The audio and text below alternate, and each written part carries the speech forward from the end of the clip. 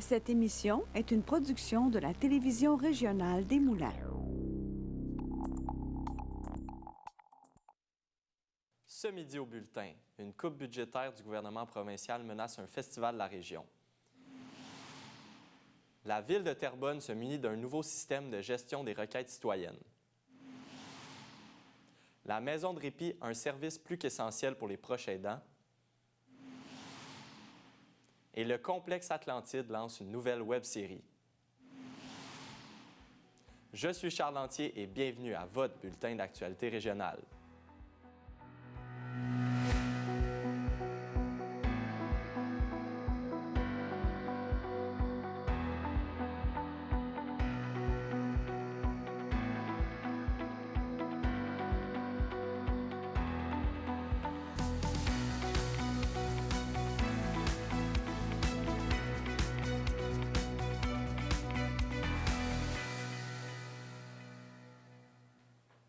Cette semaine, la nouvelle est tombée. 3 différents festivals perdaient leur subvention du gouvernement provincial. Parmi ceux-ci, on compte le festival Chapeau qui se déroule à Mascouche. Je reçois Louis-Philippe Lemay, directeur du festival. Bonjour, Monsieur Lemay. Bonjour. Premièrement, expliquez-moi un peu qu'est-ce qu'on retrouve lors de ce festival. Oui, le festival Chapeau va en être à sa 6e édition. Cette année, c'est un festival d'amuseurs publics, d'art de rue. Donc, un peu quand on va dans le vieux Montréal, le vieux Mascouche, cracheurs de feu, les gens qui vont du cirque. Puis, c'est un festival gratuit. Vous avez apprécié le spectacle, il faut encourager les artistes puis leur donner une contribution au chapeau. Parfait. À combien ça chiffre cette perte de financement-là de la part du gouvernement provincial? Bien, pour nous, on parle d'une coupure de 22 500 $. Ça représente à peu près 20 de notre budget. On est chanceux, entre guillemets, là, quand je regarde des collègues festivals qui ont perdu jusqu'à 80 000 $ de subventions. Donc, ça va être quoi les répercussions de cette perte de financement-là pour vous concrètement? Bien, c'est sûr qu'à court terme, ça nous force à être extrêmement créatifs parce qu'on est déjà à quelques mois d'un festival. Il faut comprendre qu'un festival, ça se prépare des mois à l'avance. On fait venir des artistes parfois internationaux, des artistes du Québec qui ont un horaire chargé. Donc, à court terme, pour cette édition-ci, ça va nous forcer à être créatifs, probablement faire une perte, mais c'est extrêmement préoccupant pour les prochaines éditions de notre événement puis d'autres événements qui ont subi le même sort. De ce que je comprends, il y a toujours lieu d'être, ce festival-là. Vous voulez continuer à l'offrir aux gens de la région? Bien oui, tout à fait. Puis il contribue au tissu social, à la vitalité économique. L'année dernière, c'est 12 000 personnes qui sont venues sur le chemin Sainte-Marie à Mascouche, qui ont pour certains découvert ce noyau villageois-là. Ça a des répercussions, je parlais économiques, mais les commerçants, on les a rencontrés il y a quelques semaines. Ils veulent que le festival revienne. Pour eux, c'est une mine d'or quand tous ces gens-là débarquent dans la rue pour l'événement. Est-ce qu'on vous a donné des raisons pourquoi on vous retirait ce financement-là? Avez-vous eu la chance de parler avec certains élus? Bien, tout à fait. Avant de venir ici, on a posé des questions. Puis c'est ce qu'on trouve préoccupant aussi. Nous, comme mes collègues festival, quand on a rencontré le Conseil des arts et des lettres du Québec, qui est le bailleur de fonds du programme qui nous soutenait, on s'est fait dire, vous aviez un excellent dossier, très peu de choses à améliorer. Là, en fait, ils nous ont rien pointé concret. Ils nous ont dit il a fallu qu'on fasse des choix. Puis l'enveloppe a été diminuée de moitié. C'est ce qu'ils nous ont dit aussi. Donc, nous, on se retrouve à être coupé à 100 %. C'est un petit peu ce qu'on déplore parce qu'on comprend le contexte actuel économique, puis on est des gestionnaires de projets, on fait attention quand on budgétise. L'année dernière, on a eu des coupures au fédéral, une dizaine de %, mais à couper à 100 % un financement, c'est ce qui est vraiment préoccupant. En terminant, j'aimerais savoir si vous êtes en mesure de m'expliquer un peu c'est quoi la différence puisque votre festival ne vend pas de billets, c'est gratuit l'accès au festival. Exact. Il y a tout plein de festivals qui sont orphelins. Nous, on produit aussi Frisson, qu'on considère comme un festival orphelin. C'est-à-dire qu'il y a des programmes de subvention comme ceux du Conseil des arts et des lettres du Québec qui vont exiger d'avoir des revenus de billetterie pour pouvoir avoir des sommes. Donc, si vous n'avez pas de revenus de billetterie, donc il n'y a aucune entrée d'argent, vous ne vendez pas de billets, vous n'avez pas de revenus, vous ne pouvez pas avoir non plus de subvention. Fait que vous êtes éligible à aucune source de financement autre que de la commandite ou d'autres subventions. Donc, nous, on remet ça en question aussi parce que ça reste qu'on atteint les objectifs de faire découvrir des arts, la culture, donner des emplois à des artistes d'ici, des artistes émergents, des artistes qui n'auraient peut-être pas l'occasion de performer devant des foules, devant des spectateurs. Donc, c'est ce qu'on questionne. Mais j'espère que le message sera entendu, puisque, comme vous le dites, ça bénéficie à toute la communauté, là. C'est sur l'espace d'une semaine, ce festival-là. C'est combien de temps, un C'est week-end? un festival qui dure un week-end, 3 jours. 3 jours, OK, parfait. Bien, j'apprécie beaucoup le temps que vous nous avez accordé aujourd'hui pour l'entrevue, M. Lemay. Au Merci, plaisir. c'est gentil.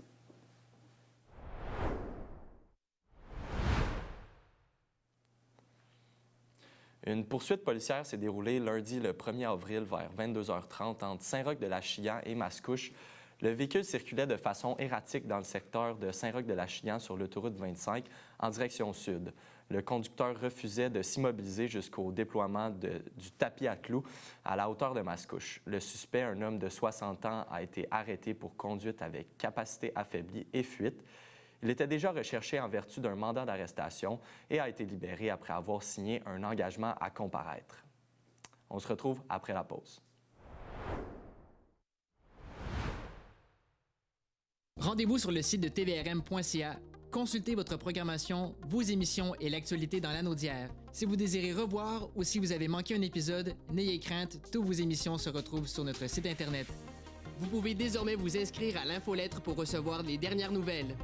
Ne manquez pas votre bulletin en direct le mardi et le jeudi midi pour être informé de tout ce qui se passe dans votre région et plein d'autres émissions sur votre communauté. La télévision régionale des Moulins, pour voir et être vue.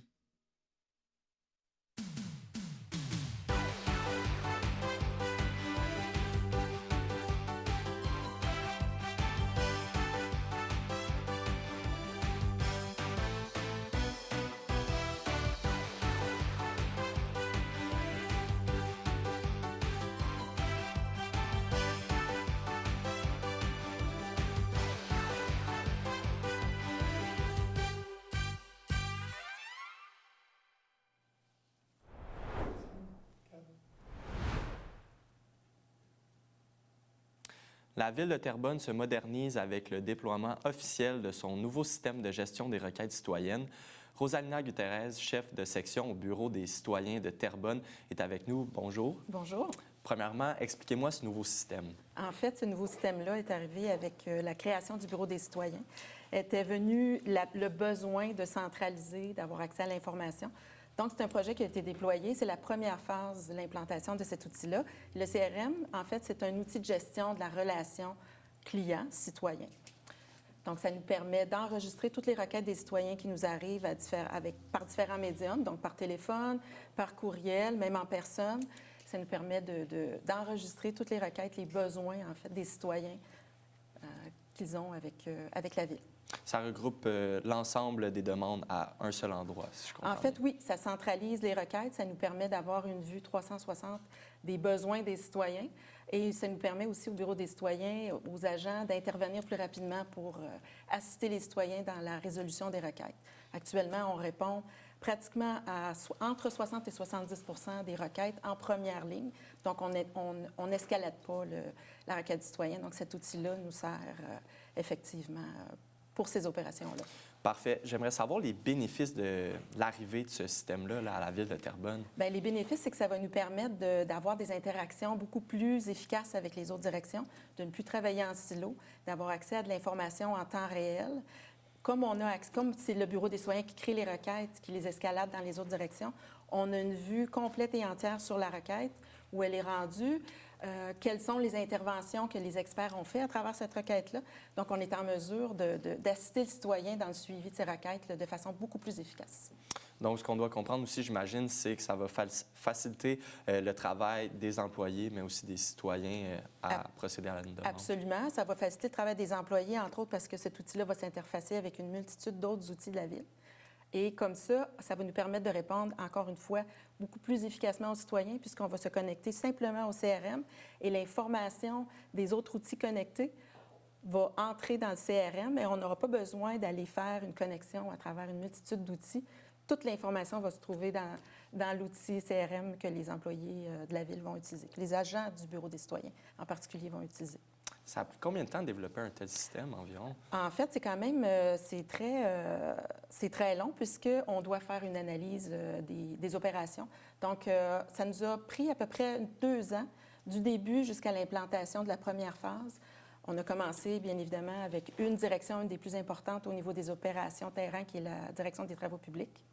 Donc, on a rencontré tous les employés, on a évalué tous les processus de traitement des requêtes, comprendre comment, entre eux, ils travaillent, ils se transféraient des requêtes pour pouvoir paramétrer l'outil pour être en mesure de leur escalader, bien aiguiller les requêtes des citoyens vers les bonnes ressources, les bons experts pour le traitement des requêtes.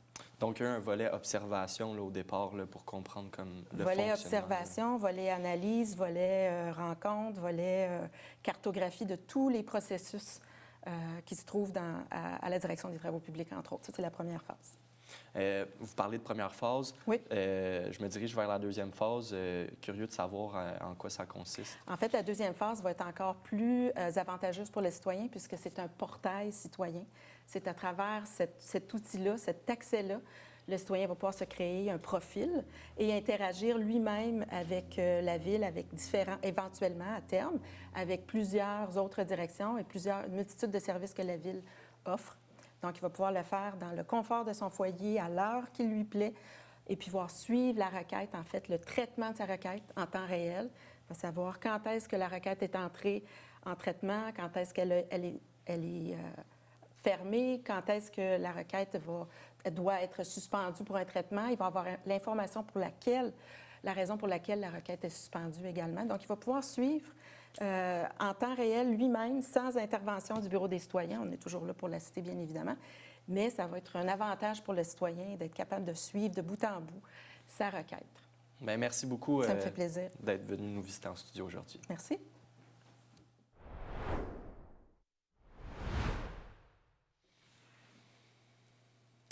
Un manque de financement important sévit actuellement pour les organismes de répit au Québec, alors que les délais d'attente pour les familles éligibles explosent. J'ai pu m'entretenir avec la coordonnatrice clinique du Répit de Gaby, située à Crabtree, et avec une mère qui bénéficie du service. On les écoute. Donc, au Répit de Gaby, on accueille les enfants de familles de la Nodière qui sont autistes. Donc, on débute à partir de 5 ans, mais il n'y a pas de limite d'âge. Donc, on accueille des enfants de 5 ans, de 12 ans, de 18, de 25, de 40. Donc, il n'y a pas de limite d'âge. Les gens doivent être résidents de la Nodière, puis les gens doivent avoir un diagnostic d'autisme pour leur enfant. Fait que ça, c'est les seuls critères d'admissibilité. Il n'y en a pas d'autres. Donc, l'enfant n'est pas verbal, on l'accepte quand même. L'enfant n'a pas acquis la propriété, par exemple, bien, il n'y a pas de souci, on l'accueille quand même. L'enfant n'est pas en mesure d'exprimer ses besoins, n'est pas en mesure de s'habiller tout seul, de manger tout seul. Il n'y a pas de souci, on va s'assurer qu'on va offrir le bon service, donc le bon accompagnement. Alors ici, on va jusqu'à faire du 1 pour 1, c'est-à-dire un jeune pour un intervenant, si le besoin, c'est ça. Si la personne a besoin d'être accompagnée dans toutes les sphères de la vie, on va l'accompagner, c'est ce qu'on va offrir. On offre toute une variété de répits, du répit de jour, du répit séjour avec des dodos et du répit durant la période estivale. Le répit dodo, le seul endroit où on peut le faire, c'est à Crabtree. C'est une maison qu'on possède, donc on peut faire les aménagements qu'on veut, permanents, faire de la prévention, placer les objets comme ça, c'est à nous. C'est le seul endroit où il y a des lits. Tandis que sur l'ensemble du territoire, on est présent là, dans Joliette, Terrebonne, Repentigny, Radune. On accueille des jeunes qui sont, par exemple, déscolarisés ou qui ont peu accès à l'école parce que c'est difficile pour eux là, d'aller à l'école, d'être présents 5 jours semaine. C'est pas possible pour eux, c'est trop exigeant. Bref, ils ont besoin de beaucoup d'aménagement. Donc, à ce moment-là, déscolarisés ou scolarisés partiellement, on va les accueillir ici. On a aussi des gens qui ont pas ou peu accès à d'autres activités que nous, qui n'ont pas accès à des activités valorisantes de jour, qui n'ont pas accès à des activités socio-professionnelles. Il n'y a pas d'autres organismes qui sont en mesure là, d'offrir du service à ces familles-là. Donc, ces gens-là, ils viennent en répit de jour sur semaine avec nous à Crabtree. On a une grande liste d'attente, malheureusement. Il faut comprendre que quand on appelle les gens pour dire on est prêt à vous accueillir, on a de la place pour vous, ils deviennent membres de notre organisme, on offre des journées de répit, des séjours. Ces gens-là, leur place, ils la gardent longtemps. Je vous l'ai dit, on n'a pas de limite d'âge. Donc, les gens, quand ils viennent en répit chez nous, ça peut commencer en bas âge, puis ils vont se rendre jusqu'à la vie adulte à fréquenter nos services. Donc, des places qui se libèrent, il y en a peu, sont peu nombreuses par année. Donc, on a une liste d'attente, malheureusement. Et là, après l'école, qu'il n'y a plus rien, tu te ramasses, ton jeune est à la maison, puis nous, on n'a pas la... Parce qu'on a une famille, j'ai une fille aussi plus âgée, puis on n'a pas toujours les ressources puis le temps de dire, bon, on fait des activités. Des fois, il ne veut pas. Il veut pas avec nous, mais il veut avec les répits. Fait que ça a été... ça donne un bon gros coup de main, là. Puis nous, ben, en même temps, ça nous permet de recharger la batterie. Parce que des fois, les batteries sont à plat. Fait que c'est ce qui nous aide à continuer à pouvoir le garder à la maison. Parce qu'on a de l'aide des répits. Parce que sinon, je ne sais pas comment on ferait, là. Ça demande beaucoup. Là, nous, pour notre fils, il y a beaucoup de... On ne peut pas le laisser toute seule à la maison, là. Ça prend toujours un adulte avec lui, puis il faut l'aider dans toutes les serres. C'est nécessaire. Des places comme ici, là, c'est nécessaire. Seulement pour pas désengorger le système, mais le fait qu'on a de l'aide, bien, notre fils, on va le garder tant qu'on va être capable de s'en occuper. Fait que ça va être le plus longtemps possible qu'il n'y aura pas dans le système de santé publique. Fait que ça, c'est vraiment primordial, là. On parle de plus d'une centaine de personnes en attente de nos services. On dessert actuellement 225 familles environ, mais ce n'est pas suffisant. Les besoins sont beaucoup plus grands que ça. Là, pour qu'on soit en mesure de développer une offre de service pour ces familles-là, il nous faudrait, mon Dieu, certainement le double, sinon le triple de notre financement actuel, là. Éventuellement, si on veut maintenir une certaine qualité au niveau des conditions de travail, bien, il pourrait y avoir éventuellement une réduction de service. C'est-à-dire que si je desserre 225 familles, mais que j'augmente tous mes employés d'$1 de l'heure, $1 de l'heure, c'est pas beaucoup, là. Mais ici, ça représente une fortune parce que j'ai entre 75 et 100 intervenants. Donc ça pourrait faire en sorte que, par exemple, je donne une journée de moins par 2 semaines en répit de jour ou je vais donner un séjour ou 2 de moins par année pour économiser ça, pour pouvoir donner une augmentation.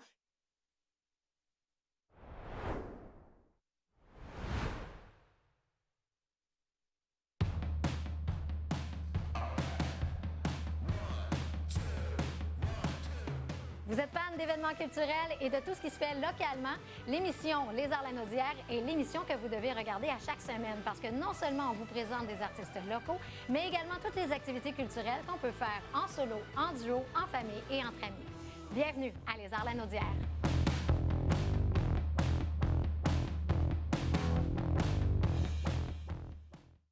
Les productions vidéo Don Quichotte.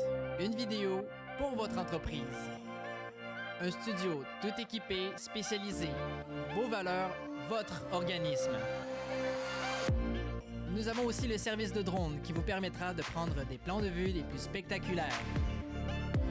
Ainsi que notre service de streaming web pour prendre vos directs. Rapide, unique, Don Quichotte. Créons ensemble la vidéo qu'il vous faut. Rendez-vous sur le site de tvrm.ca.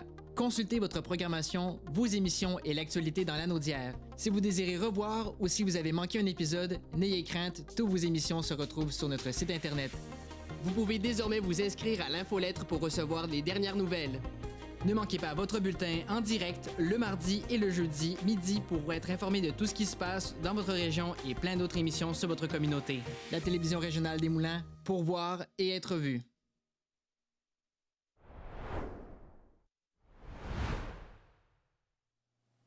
Le complexe Atlantide a travaillé d'arrache-pied afin d'élaborer une web-série qui met en lumière la vie singulière de la famille d'entrepreneurs opérant ce complexe. Je reçois en studio Suzy Laprise, directrice des opérations et des communications, pour en parler. Bonjour à vous. Bonjour. Premièrement, expliquez-moi, c'est quoi le complexe Atlantide? Qu'est-ce qu'on y retrouve? Puis ça se situe où? Le complexe Atlantide se situe à Saint-Calix, dans la Naudière. C'est un complexe qui a commencé en 2013 par 2 copropriétaires, 2 jeunes entrepreneurs qui viennent de Terrebonne. Le complexe Atlantide, c'est un gros parc attraction. Nous, on se dit le mini Walt Disney du Québec. On n'a pas de manège, mais on a un château magique, un manoir hanté. On a plus de 945 terrains de camping, parc aquatique, piscine à vagues, jeux gonflables. On a un refuge pour animaux de plus de 350 animaux. On retrouve lions, tigres, léopards, kangourous, donc toutes sortes d'animaux. C'est vraiment un parc pour tous les goûts. Il y en a pour les plus petits, il y en a pour les plus grands. Il y a vraiment beaucoup de choses à voir au complexe. Là, on tourne vraiment autour de la magie. On rentre, il y a des bulles qui sortent du toit du château. On a vraiment l'impression de rentrer dans un univers exceptionnel avec des mascottes, des personnages. C'est vraiment bien pour les enfants puis pour les familles. J'aimerais enchaîner avec la web série. Pourquoi c'était important? Puis qu'est-ce qu'on va retrouver dans cette web série-là? La web série, c'était important pour nous de faire ça parce qu'on voulait montrer l'envers du décor, tout le travail qu'il y a derrière le complexe Atlantide. Ça fait 10 ans que ça existe, mais chaque année, il y a eu des nouveautés. D'ailleurs, la plus grande nouveauté l'été dernier, c'était l'hôtel de la Cité perdue, qui est un hôtel de plus de 83 chambres où on peut dormir avec des lions. Juste sur le site de l'hôtel, on a 22 lions quand même. Donc, de notre chambre, on peut voir et dormir avec des lions. C'est assez exceptionnel. Donc, nous, on voulait mettre en lumière le travail derrière ça. On a tourné 5 épisodes l'été dernier. D'ailleurs, le dernier est sorti mardi, le 2 avril, et ça va continuer d'être diffusé tous les mardis du mois d'avril à 19h. On voit vraiment les coulisses là, de la dynamique là, du complexe Atlantide. Là. Parlez-moi un peu de ce qu'on voit vraiment directement dans la web-série. Oui, dans la web-série, on voit vraiment comment la famille de Tommy s'implique. Tommy Gagnon, qui est un des copropriétaires, a 5 enfants. Donc, quand même, lui aussi, il est très proche de sa famille. Et les 5 enfants travaillent dans l'entreprise, sans parler de ses parents, ses frères, sa sœur. Donc, tout le monde est vraiment impliqué. C'est beau de voir une famille qui s'implique dans un gros projet comme ça, de voir la chimie aussi derrière ça. Puis on met vraiment la lumière aussi sur notre refuge animalier. Pour nos animaux, c'est vraiment important d'expliquer aux gens comment qu'on fait pour prendre soin de ces animaux-là, à quel point c'est important de le faire. Donc, on voit vraiment l'envers du décor là, de toute l'équipe, là, de tout le travail mis en lumière là, dans le complexe Atlantide. Ouais. J'aimerais ça savoir aussi parce que la bande-annonce et le premier épisode, c'est très dynamique, là, ça va vite. J'imagine que c'est la même caractéristique là, dans le complexe Atlantide. Il y a vraiment une très belle dynamique, ça va vite. Il y a de l'action. Ouais. Il y a de l'action. Par jour, on peut recevoir entre 3 000 et 10 000 visiteurs. Donc, c'est une petite ville à gérer. Autant qu'il y a énormément de belles choses qu'autant qu'il y a de l'action, puis il peut arriver certaines choses où on doit réagir assez vite. C'est un gros parc, ça demande beaucoup de gestion, mais on est tellement fière de ce projet-là, de où ce que c'est. Moi, personnellement, ça fait 10 ans que j'y travaille. J'ai vu l'évolution, j'ai vu le château pousser, le manoir hanté pousser, les animaux arriver. Puis, je ne peux pas être plus fière que de faire partie de cette entreprise-là, qui est le complexe Atlantide. Ouais. Parfait. En terminant, je pense que vous invitez les gens à aller voir en ligne ces épisodes-là. Oui, exactement. C'est disponible sur notre chaîne YouTube, sur notre page Facebook aussi. Donc, comme je disais, le premier épisode est déjà disponible. Vous pouvez aller le voir. Le deuxième sera disponible mardi prochain. Merci beaucoup. Ça fait plaisir.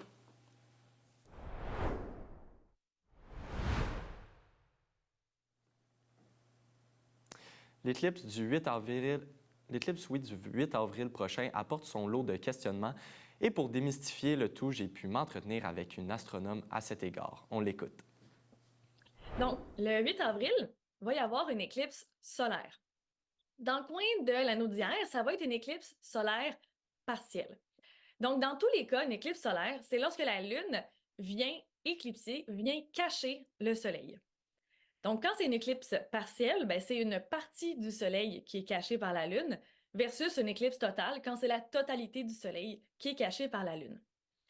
Donc, dans le coin de l'anneau d'hier, comme à Terrebonne, par exemple, ça va être une éclipse partielle. Donc, on ne se rend pas vraiment à totale, mais presque. Donc, 99,9% de la surface du Soleil va être cachée par la Lune, mais c'est quand même pas 100% et c'est une énorme différence. Tandis que un peu plus vers le sud, vers Montréal, en Estrie, là, on va pouvoir voir une éclipse totale. Et donc là, c'est vraiment la totalité. Donc, le soleil qui va disparaître complètement en plein après-midi pendant quelques secondes jusqu'à 3 minutes à peu près. Et la dernière fois qu'il y en avait eu dans la région de Montréal, une éclipse solaire totale, c'était en 1932. Donc, moi, je n'étais pas là. Puis pour la prochaine, dans le coin de Montréal, ça va être en 2205. Donc, je ne serai pas là non plus. Alors, celle de 2024, là, on ne veut pas la manquer. Donc, le Soleil ne devient pas magiquement plus dangereux parce qu'il est en partie caché par la Lune. C'est juste toujours dangereux d'observer le Soleil à l'œil nu sans protection adéquate. C'est juste que dans la vie de tous les jours, on n'a pas tendance à vouloir regarder le Soleil même quand c'est une belle journée ensoleillée. Sauf que pendant une éclipse, là, c'est spécial parce qu'il manque une partie du Soleil. Donc là, on a tendance à vouloir regarder, puis c'est ça qu'il ne faut pas faire sans protection adéquate. Parce que même s'il reste seulement un fin croissant de soleil, ben, il y a quand même assez de lumière qui peut entrer dans notre œil et faire des dommages. Et il y a quand même tous les rayons infrarouges, ultraviolets, etc. Donc, c'est vraiment un large spectre de la lumière qui peut endommager nos yeux. Donc, on va commencer à faire froid, des fois le vent se lève, les ombres deviennent étranges et les lampadaires s'allument, etc. Et au moment de la totalité, donc ça c'est si on est dans la bande de totalité, donc là où l'éclipse est totale, mais là, tout à coup, quand la Lune bloque complètement le Soleil, là, on sent vraiment, là, il y a une baisse de luminosité soudaine. Pas autant qu'en pleine nuit, mais quand même assez noir pour voir quelques planètes dans le ciel, les étoiles les plus brillantes. Tout autour de nous, à l'horizon, ça va être une lumière comme au crépuscule, comme au coucher du soleil, mais au lieu que ce soit seulement dans une direction, ça va être 360 autour de nous. Puis là où il y avait le soleil, ça va être un rond noir, noir, noir, avec une espèce de chevelure de lumière autour qui s'appelle la couronne solaire. Ça, c'est incroyable à regarder. Puis si on a la chance de voir ça, là, que ça dure quelques secondes ou 3 minutes, là, c'est jamais assez longtemps. Là, on regarde ça, on récolte toute cette information-là, puis on l'apprécie. Et dès que la luminosité recommence à changer, bien là, c'est la fin de la totalité. Puis là, il va falloir détourner le regard et de nouveau utiliser soit nos lunettes à éclipse ou nos méthodes de projection pour observer de nouveau l'éclipse partielle. Puis là...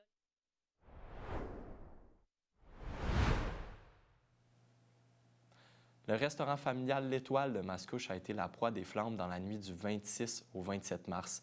L'incendie serait d'origine criminelle. Des dommages importants ainsi que l'enquête en cours empêchent la réouverture du restaurant pour l'instant. Sur la page Facebook de l'entreprise, on peut lire que les procédures avancent bien et que le restaurant pourrait ouvrir dans environ une semaine. Rappelons que le restaurant avait été aussi la cible d'un incendie au mois d'août 2022, mais avec des dommages moindres. C'est ce qui conclut votre bulletin d'actualité régionale du 4 avril. On se retrouve jeudi prochain. D'ici là, vous pouvez consulter notre site Internet pour voir ou revoir nos émissions. À bientôt!